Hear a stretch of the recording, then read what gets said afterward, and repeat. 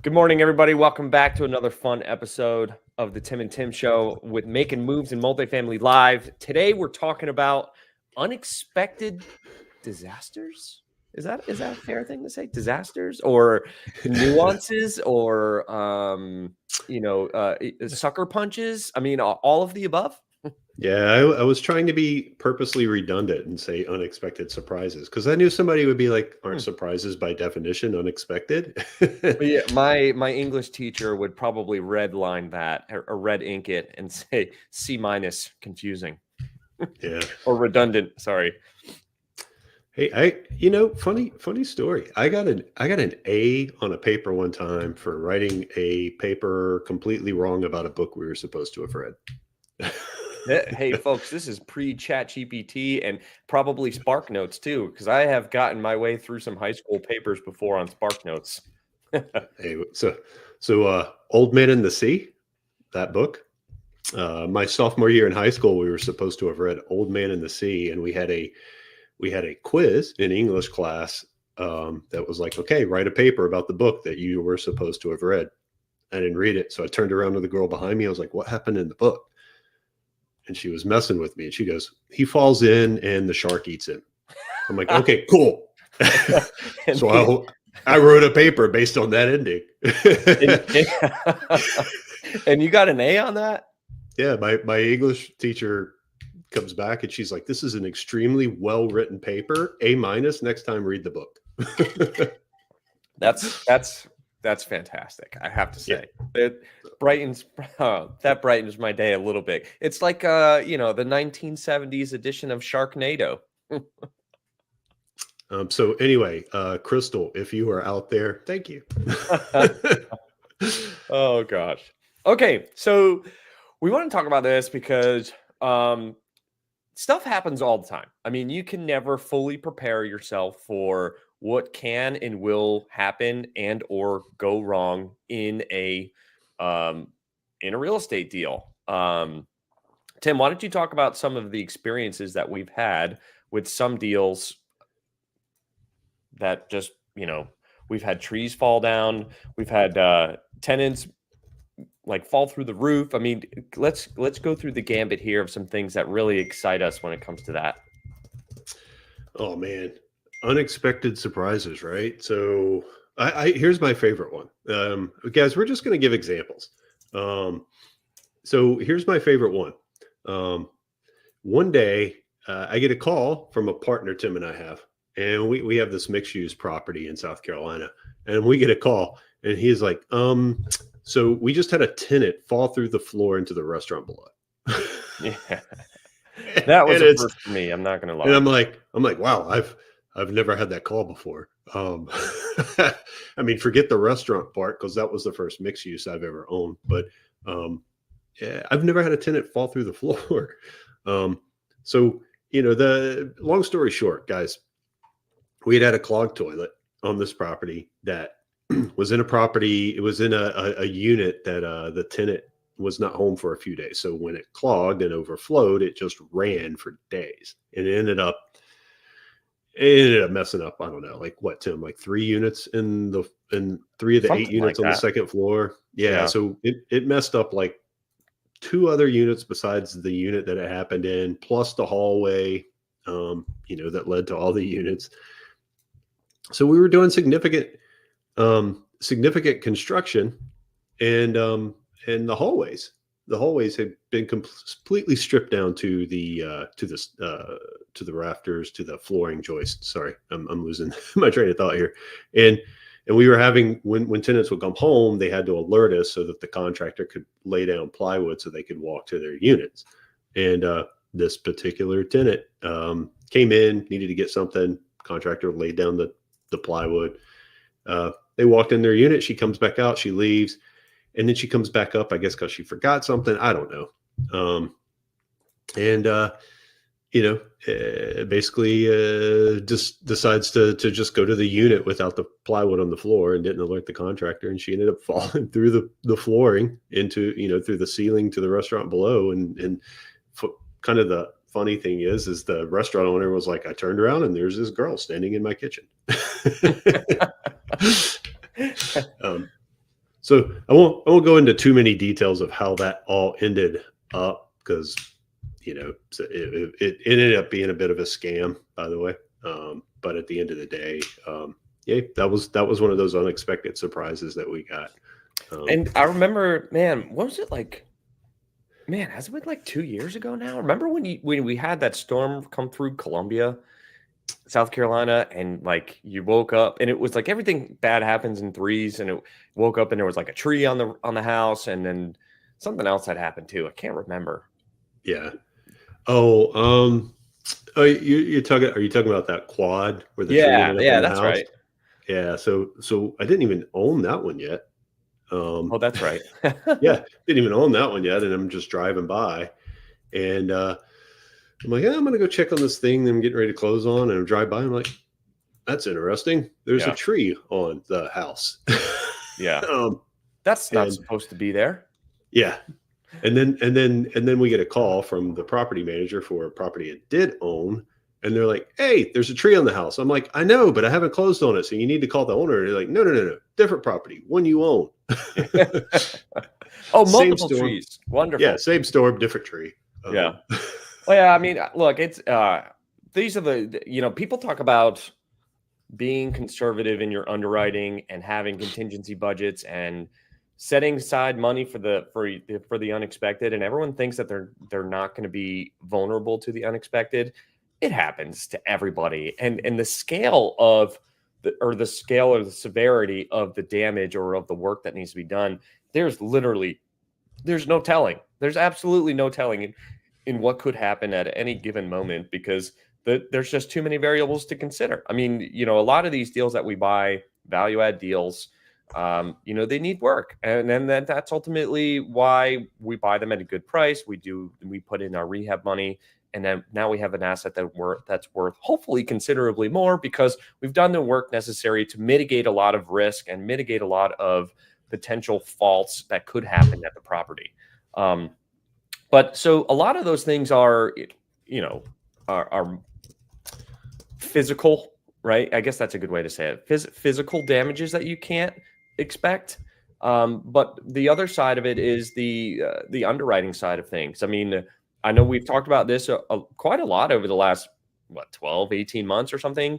But Yeah, the unexpected changes in things like the utility bills going up and unexpected changes in insurance prices going up 300% on coastal exposures, and having your taxes be reassessed at a higher new millage rate, and then you trying to work with the city and to try to get the tax rate down, and it doesn't go anywhere, right? I mean, we've experienced the gambit of things that can't what could go wrong will go wrong, yeah. and you have to plan for it, and it's crazy to think that you're not going to have to need some set of reserve money on the side in order to make sure you can pay for these things.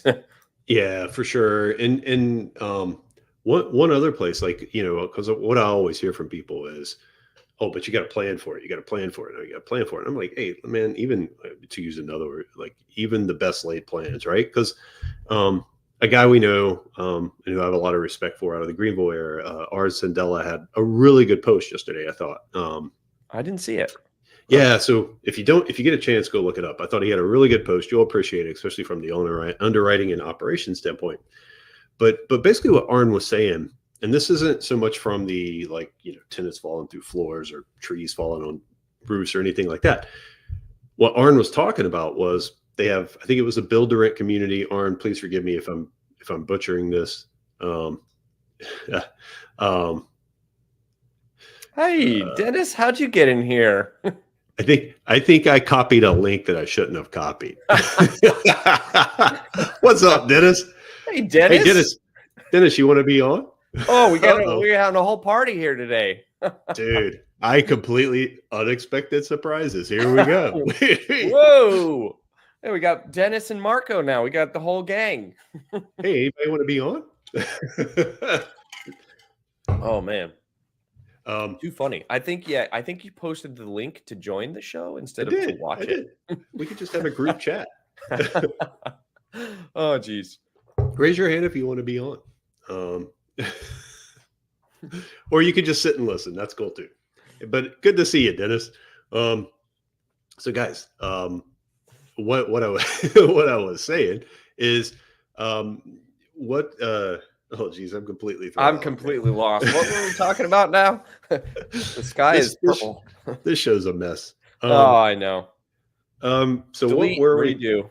Yeah, what? Oh, Arn. So Oh, Arn had, his new build construction stuff. Yeah. yeah. So Arn, forgive me if I'm not remembering the details. I did read the post though. So I think it was a new build construction that they did. If you guys don't know, Arn's doing a lot of like build to rent stuff, and he um he had this post about, hey guys, like we underwrote it, we were conservative in our underwriting, we expected interest rates to go up from where we were. I think they were at like 3.45% or something like that, and they actually planned for a refi at a higher interest rate. And knowing Arn, he probably at least followed the rule of thumb, right? Maybe even put a little extra cushion in there.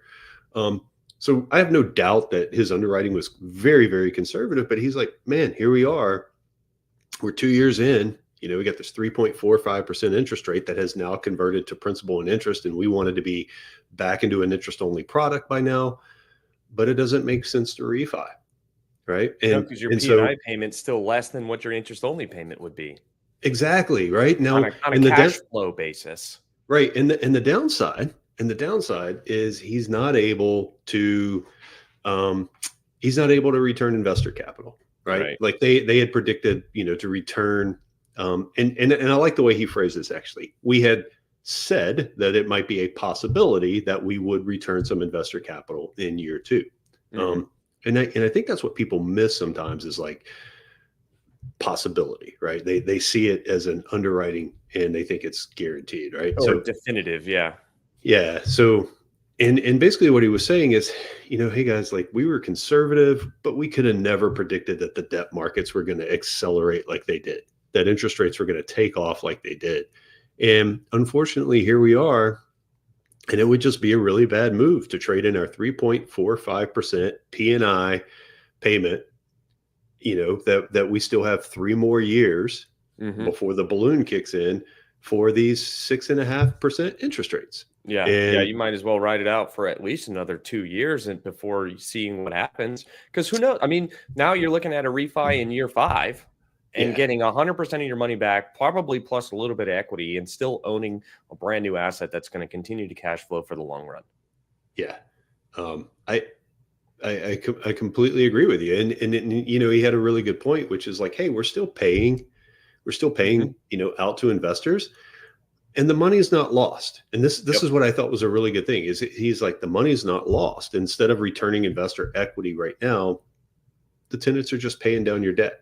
Yep. So Yeah, we have a better equity position in the deal itself, which obviously is it's pros and cons, right? I mean, because um, some people might not like those bigger equity positions, but the pro of that is better cash flow because you have less debt to pay down, right? I mean, it's the biggest point is the money's not lost. It's not like we're right, upside down in this project that we can't refi. It just doesn't make sense to do that. And I have to right, give ourselves kudos on quite a few deals when we were buying in 2020 and 2021. Um, in 2022 when the rates were so low, we were underwriting rates to, I think we just refinanced out of a bridge loan that we had at 5.75% interest, right?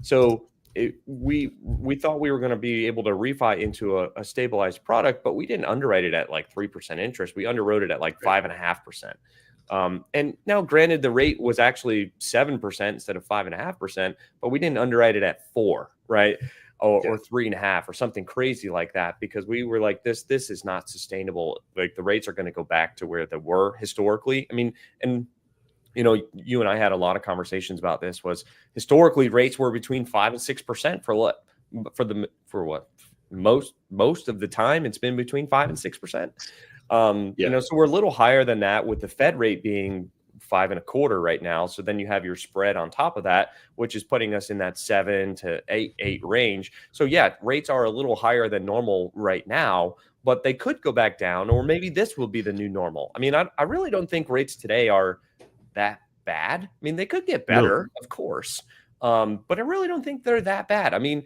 some of the agency loans that we're getting on our LIHTC assets are what, 6.25% interest. I mean, Yeah. I'm okay with that. Yeah. Would I like it to be 4.5%, 5%? Sure, absolutely would. Who wouldn't, right? But I'll keep taking those 6% rates all day.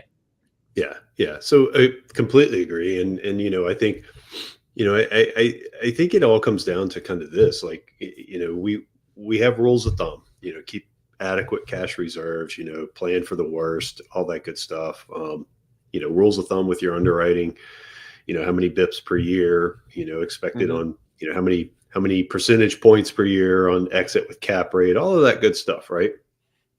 But at the end Yeah, of the and day, I think the biggest point there too is like, yeah, you could decompress the cap rate, but I still look at the price per unit on an exit just because I'm like, sure. do I really think this 1950s asset's going to trade for $350,000 a door in 5 years? Right. Doesn't Right. matter what my cash flow is. I mean, it does, but it doesn't, right? It's like, do I really think that it's going to be worth $350,000? And sometimes it's like, I don't think so. Yeah. Yeah. And the whole point is, guys, like, that they're just rules of thumb. They're guiding principles. Yeah. And at the end of the day, you still got to be ready to pivot, adjust, Problem solve. figure, You got to problem problem solve. solve, right? Yeah. Because what you know now is not going to be what your problems are in the future. So you're going to have to problem solve. I mean, we're going through plenty of problem solving right now with different lenders and insurance companies and Yeah. everything. I mean, there's so much stuff you have to be continually problem solving for. It's funny, I come downstairs after working and, my wife says, "What do you want for dinner?" And I said, "I don't like this game. I'm terrible at this game. I'm tired of making decisions," because we're constantly problem solving all day long. Speaking of expecting the unexpected surprises, right? I never knew when I got married that what I wanted for dinner was going to be as big a source of stress in my marriage as it is. I don't like this game. Pass. My wife That and I doesn't will work look at each over very other. well. What do you want? I don't know. What do you want? Oh, great.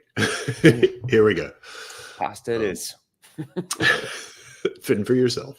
Yeah, that's it. Peanut butter and yeah. jelly. Yeah, exactly. But man, I think I think if there's a lesson to be learned here, it's like, guys, when you get into this, like, you can plan for all of it, but you got to be flexible. What's You that got saying with the Mike Tyson thing? It's like everybody's got a plan until you get punched in the face. Oh, I believe that's an old Vince Lombardi Oh, Vince Lombardi. quote. I thought it Yeah. was a Mike Tyson thing. Yeah, I think Mike may have said it a couple of times, but I think Vince was the one that kind of started it with, like, hey, He coined everybody, it and Tyson made it famous. yeah, everybody's got a plan until they get punched in the mouth, right? Like, Yeah, or in the mouth. Yeah, that's what it is. Yeah. But yeah, and I don't know about you. If I ever got in the ring with Tyson, my plan would just be like survive. Armadillo. Yeah, come out of here with both my ears and not get killed. Yeah. Yeah, That's funny. So, yeah. What other unexpected things have come up? What about tenant stuff? Oh, last week I got some text messages from tenants. That was unexpected. It's that will raise some eyebrows. I get a text message at like 9:30 at night, and it's this tenant texting me about some things, and they won't say who it is. These tenants are getting smart. They used like a Google number or something, and they sent me a text message because we tried to call it, and it just went like, to a nothing busy line or whatever. And it was like, man, it's interesting to see that how easily people can find your information on the internet. But I wasn't expecting that at all. I mean, we didn't really do much with the information because we couldn't verify it, couldn't identify it. But yeah, I mean, that's just another thing that caught me out of left field was, wow, somebody's addressing me as Mr. Tim. I was like, wait, who are you? Yeah, that's Mr. Tim. I'm like, most of my contractors call me that, but that's about it. So yeah, it's funny, Tim's talking about that text messages and related to that, we just had a random letter at our company mailbox, same thing. Exact same thing. Did we? I don't remember that. Yeah, it was on the exact same issue Tim's talking about. And of course it just said, sincerely, a tenant, something like that. It's like annoyed tenant. Yeah. It's like, get in line. Everybody's annoyed. um, yeah. What else? What's another favorite tenant issue? Right. We talked about Oh, the tenant geez. falling through the floor. That was a good one. Text messages. Yeah. The I, Hmm. I mean, they're all over the place. Tenant issues are crazy. Here's one of my favorite ones. So we have a property here in Charlotte that was having some water intrusion issues. Oh, this is a good one. The guy was turning us into the city. I mean, and keep in mind, the every single time that it would happen, we try a new fix, right? We gutters, roofing, changing the angle, landscaping, I don't know, regrading outside his door. You name it. We were trying all kinds of stuff. And unfortunately, it didn't happen when you just sprayed water on the door or you had a light rain. It had to be a pretty heavy rainfall. So as you can imagine, you'd do something that you think might fix it, and then a heavy rain would come, and you'd be like, "Oh, nope, that didn't fix it." So and don't get me wrong, guys. Like I felt really bad for the tenant. Like, I mean, this guy's like his stuff's getting wet in this apartment, and I'm like, but we're trying really hard to fix this thing. And but he kept turning us into the city, and he kept turning us into the city, and then the city's like coming out and giving us violations and stuff, and we keep showing him like we're trying to fix it. Here's the contractor quote, all of that stuff. So the city's working with us. So eventually we get to a point where like he's like, my couch is ruined. I'm so mad. And we're like, hey, we're sending a guy out. We're going to try something else. This is like the most extensive plan yet. Right. And then he wouldn't let the guy do the work. Oh, So the tenant, the contractor shows up. He's like, I'm here to fix the problem. Here's what I'm getting ready to do. I need to come inside your door and do a couple things. And the tenant's like, no, not letting you that's do like it. reminds of one of our tenants in the deep south. I won't mention the property or their location, but we had an issue with the roofing from the prior owner. So we bought this property in it was the end of a month, and then 3 days later, she filed this claim against us, and obviously, and now we're in a lawsuit because of it because we own it, and we're like, wait a second, we just bought this 3 days ago. We didn't Yeah. even fix this. We didn't have anything to do with this roof. And she's like, well, I've been dealing with it for like 3 months now. I'm like, that's the previous owner problem. But she submitted the claim after we took over ownership, so now it's my lawsuit, not his. Yeah. I was like, oh my god, you have to be kidding me. But there was the roofer didn't repair the roof correctly and left holes in the roof around like the things that come through the ceiling for like the vents and stuff like that. And the tenant has a photo looking up through the ceiling and you can see the sky. And apparently the old management company that was working it, they tried to send a contractor there and she wouldn't let him in to the building. And nobody believed us that she was being combative until very recently she went to her attorney's office to continue this negotiation of the settlement we're trying to do with her on the insurance side of things. And she gets into a fight with her attorney, and the attorney calls the police on her. And we're like, guys, how much more evidence do you need that what we're dealing with is somebody that is out to get us? And we inherited this problem, and we've done what we could. We even replaced the entire roof to fix it, and it's still our fault and our problem. So, yeah, Yeah. tenant Yeah. And problems are the best. Get into yeah. real estate; it's fun. Yeah, you gotta love that one, right? And oh yeah, by the way, the guy who contacted the city on us, like, and then would let us in to do the work. Guess what happened next time it rained and his apartment flooded? He called the city. Um, we sent the guy out to do the work. He refused any kind of fix, and then when his apartment flooded again, he called the city. It's like, oh I don't know. What do you do there, Tim? You just can't please everybody. That's for sure. unfortunately, what we had to do on that one was got the city involved. They sent the sheriff with our contractor, and we knocked on the door and said, "We're here to fix your problem. And in case you have any questions, here's the sheriff." Yeah, right. um, and kind of sucks that you got to get the cops involved to help you fix somebody's issue Yeah, that they're complaining about. yeah. So anyway, Fun those time. are those are things I never would have expected. When I was getting into this whole thing, if you would have asked me if that was a scenario, I'd have been like, that makes no sense at all. Like, it's not, a reasonable person would not do that. Yeah, that whole statement goes out the window. You can't apply reasonableness to every situation you come across. So be prepared for that. Yeah, but you know what? We all have it, right? You I, know, what's it?